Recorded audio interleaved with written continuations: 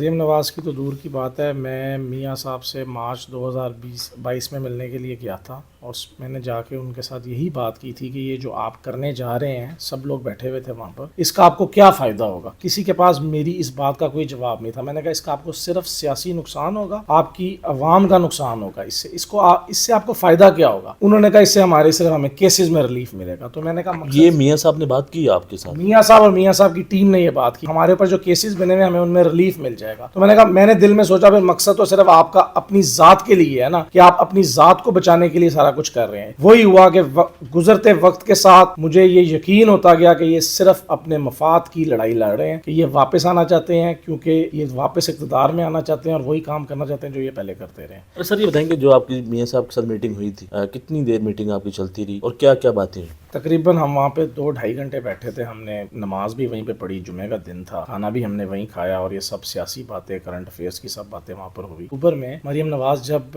London جا رہی تھی، میں تب بھی ان سے ملا، میری 20 منٹ ان سے بات ہوئی۔ مریم نواز سے میری بات ہوئی 20 منٹ، میں ان سے ملا اور میں نے ان کو یہ بات کہی کہ یہ جو سب کچھ ہو رہا ہے اس کا آپ کو نقصان ہوگا، ابھی بھی آپ کے پاس وقت ہے کہ آپ واپس آ جائیں۔ آگے سے جواب کیا ملا؟ انہوں نے کہا جی ہم دیکھیں گے، سوچیں گے، بتائیں گے، ہم آپ کی باتیں بالکل ٹھیک ہیں، آپ صحیح کہہ رہے ہیں، لیکن ہماری کچھ مجبوری ہے۔ السلام علیکم ناظرین، میں آپ کا میزبان انس گوہندر، آپ دیکھیں وائس آف نیشن۔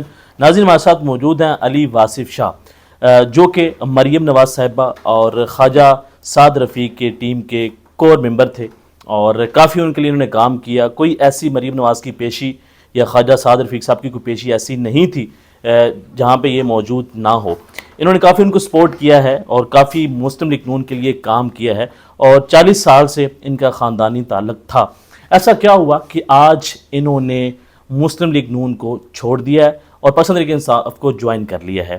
جاننے کی کوشش کرتے ہیں کیا وجہ بنی۔ سر یہ بتائیں کہ اتنا اچھا ریلیشن تھا آپ کا مریم نواز صاحبہ سے، خواجہ سعد رفیق صاحب کے ساتھ، تو ایسا کیا ہوا کہ آج آپ نے ان کو بائی بائی کر کے پی ٹی آئی جوائن کر لی؟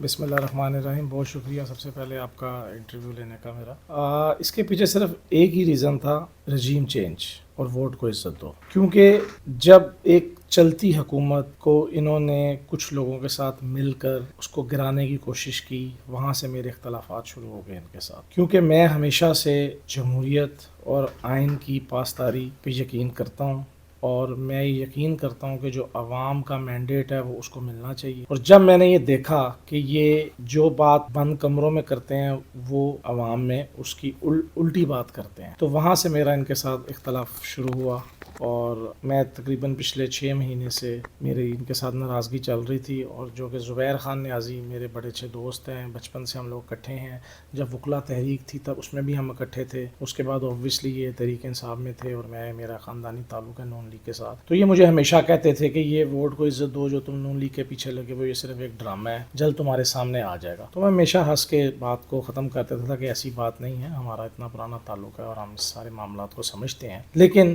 بالآخر وہی ہوا، مطلب کہ جس چیز کا ڈر تھا کہ وہ صرف ایک ڈرامہ تھا اور ایک مطلب کہ عوام کو پاگل بنانے کا پوری ایک فلم تھی۔ انہوں نے چند 10 سے 15 لوگوں نے اپنے کیسز بچانے کے لیے 22 کروڑ عوام کا انہوں نے جلوس نکال دیا کہ آج آپ کھل کے ایک غریب آدمی کو اس کو بتا بھی نہیں سکتے کہ وہ کس پوزیشن میں اس ٹائم آپ کا ملک، کہ ہم وہ کھل کے میڈیا پہ یا سوشل میڈیا پہ وہ چیز بات بھی نہیں کر سکتے کہ صرف 10 یا 15 لوگوں کو فائدہ پہنچانے کے لیے انہوں نے اس ملک کا، اس عوام کا جنازہ نکال دیا کہ جو ابھی تو مہنگائی کا طوفان آیا نہیں، جو ابھی مہنگائی کا طوفان آگے آنے والا ہے، جس طرح یہ IMF کے ساتھ ایگریمنٹ کر رہے ہیں۔ سر مجھے یہ بتائیں کہ آپ نے یہ باتیں ان سے کی تھیں کہ مجھے آپ سے مسئلہ ہو رہا ہے، کیونکہ آپ کوئی ایسا موقع نہیں تھا کہ آپ موجود نہ ہو، اگر مریم نواز کی کوئی پیشی ہو، خواجہ صاحب کی کوئی پیشی ہو، وہاں پہ آپ کارکنوں کے ساتھ لے کے لوگوں کو لے کر آتے تھے، تو آپ نے ان کو یہ باتیں بتائیں کہ یہ غلط کر رہے ہیں آپ؟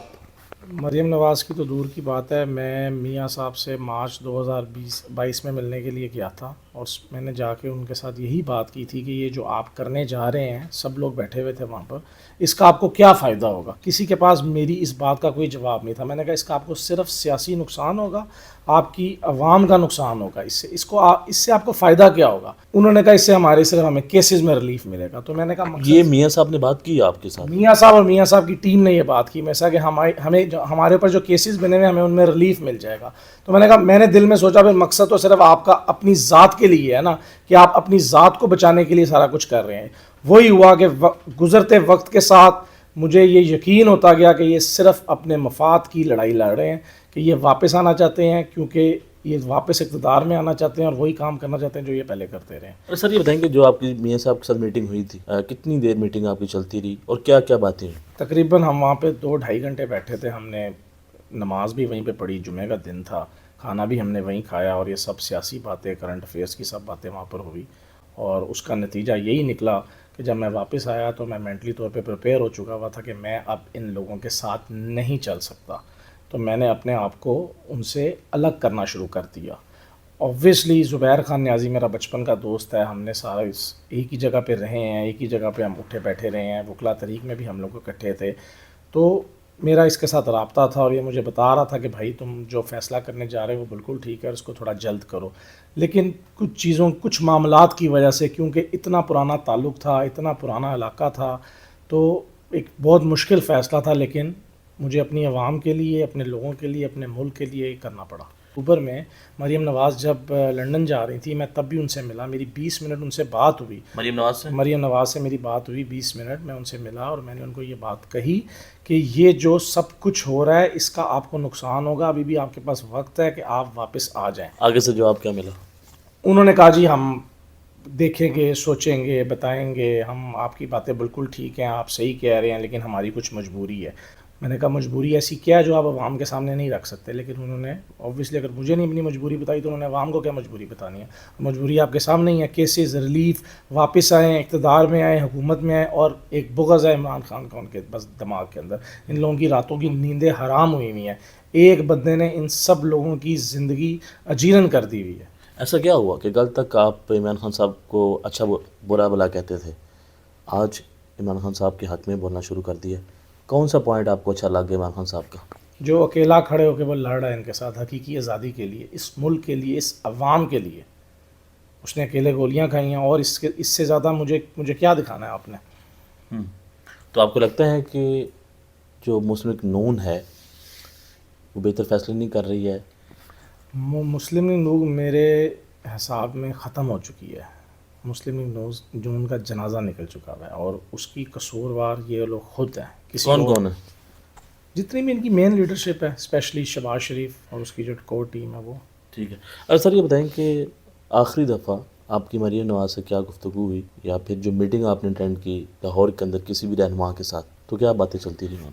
मेरी आखिरी मरीम नवाज़ से मीटिंग अक्टूबर में हुई थी, जब वो लंदन जा रही थी। हम लोग एक ही फ़्लाइट में थे और वहाँ पर मेरी वो साथ डॉक्टर जो उनके हैं तनान मलिक, वो भी साथ ही थे। 15-20 मिनट मेरी उनके साथ गुफ्तगू हुई और मैंने जितने मेरे जितने पर्सनल तहफ़्फ़ुज़ात थे पार्टी को लेकर और इनकी पॉलिसीज़ को लेकर, वो सब मैंने उनको बताए और उन्होंने कुछ चीज़ों पे मेरे से एग्री भी किया और उन्होंने कहा कि मैं आपसे जल्द रब्ता करूँगी और हम इन सारी चीज़ों को बैठ के देखेंगे। और मैंने कहा, जी जब तक आप इन चीज़ों को खुद बैठ के नहीं देखेंगी, ये जो आपकी प्रॉब्लम्स चल रही हैं पार्टी के अंदर और जो जिस तरफ आप लोग चल रहे हैं कि आप लोग एक वोट को इज़्ज़त दो के नारे के पीछे हम आप लोगों के पीछे लगे और ये सिर्फ मुझे एक ड्रामा नज़र आ रहा है, तो इस पर आप लोगों को कुछ एक्शन लेना चाहिए। लेकिन वो क्योंकि वो उनका प्लान बन चुका हुआ था और ये सब एक ड्रामा था और उस ड्रामे के तहत वो आवाम को पागल बना रहे थे, बेवकूफ़ बना रहे थे और दुनिया बेवकूफ़ बन रही है।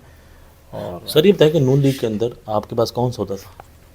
नून लीग का मुझे बहुत से ओहदों की ऑफ़र थी, लेकिन मैंने आज तक कभी नून लीग का कोई ओहदा नहीं लिया, क्योंकि मेरा मकसद ओहदे नहीं है, मेरा मकसद सिर्फ अवाम की खिदमत है। और मैं अगर तरीक़े इंसाफ में भी आया हूँ तो मुझे कोई ओहदा नहीं चाहिए, कोई लालच नहीं है, कोई टिकट नहीं चाहिए। मैं सिर्फ अवाम की खिदमत करने के लिए आया हूँ, मैं इस मुल्क की खिदमत करना चाहता हूँ। जी नाज़रीन, आपने इनकी गुफ्तगू सुनी है। इनका ये कहना है कि जो वोट को इज़्ज़त दो का नारा था मुस्लिम लीग नून का, तो वो नारा जो है वो ख़त्म हो चुका था, जिसकी वजह से इन्होंने नून लीग को खैरबाद कर दिया है और पीटीआई ज्वाइन कर लिया। इनका ये कहना है कि मैं किसी ओहदे के लिए इस जमात को ज्वाइन नहीं किया है और इनको लगता है कि इमरान खान साहब अकेले खड़े हैं और इस मुल्क की बेहतरी के लिए सबके साथ लड़ रहे हैं। देखते रहें वॉइस ऑफ नेशन। अल्लाह हाफ़िज़।